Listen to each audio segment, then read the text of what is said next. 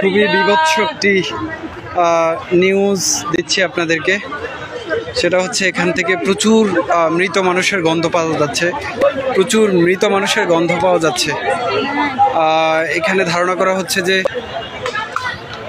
অনেক অনেক মৃত লাশকে এখানে কবর দেওয়া হয়েছে, পুঁতে রাখা হয়েছে মাটির মধ্যে। এখন প্রচুর গন্ধ আসছে এখান থেকে, মানুষ ঘুরে ঘুরে দেখছে কোথায় কি আছে। প্রচুর এখানে গণকবর দেওয়ার শঙ্কা করা হচ্ছে। প্রচুর প্রচুর অনেক গন্ধ বেরোচ্ছে এখান থেকে। এই জায়গাটি হচ্ছে গণভবনের ভেতরের সামনের সাইড। অনেক মানুষকে এখানে পুঁতে রাখার আলামত পাওয়া যাচ্ছে, আমি আপনাদেরকে একটু দেখাচ্ছি। এখানে এই যে নতুন চিহ্ন দেখা যাচ্ছে, চিহ্ন দেখা যাচ্ছে যে এখানে গণকবরের চিহ্ন পাওয়া যাচ্ছে গণভবনের ভেতরে।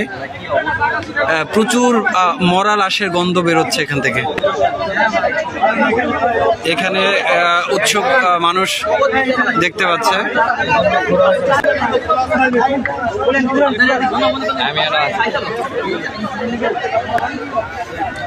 অনেক লাশের গন্ধ বেরোচ্ছে এখান থেকে।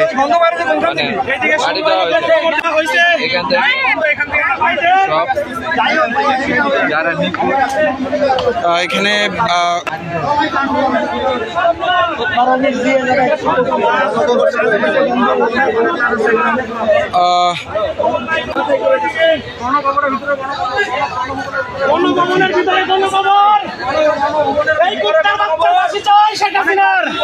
ভাই এখানে আপনি কি শঙ্কা করছেন? ভাই এখানে 1000 উপরে মানুষের গণকবর দেওয়া হয়েছে ভাই গণভবনে। জি, 1000-এর উপরে গণকবর দেওয়া হয়েছে। এই স্বৈরাচারী সরকার আমাদের ছাত্রদের গণকবর দিচ্ছে, সাধারণ মানুষের গণকবর দিচ্ছে। ওরা ফাঁসি চাই, ফাঁসি। ওর কুত্তার মতো পিটাই মারতে চাই আমরা জনগণ। বলার নাই।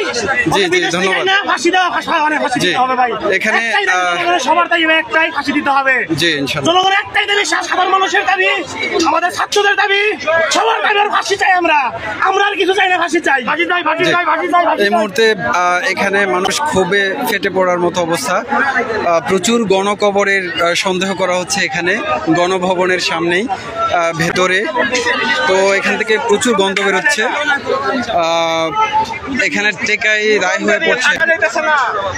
এখানে চিহ্ন দেখা যাচ্ছে, অনেক নতুন কবরের চিহ্ন পুঁতে রাখা হয়েছে, পুঁতে রাখার চিহ্ন দেখা যাচ্ছে গণভবনের ভেতরে। আল্লাহ ভালো জানেন যে এখানে কি হয়েছে, কি পরিমাণ লাশ এখানে পুঁতে রাখা হয়েছে।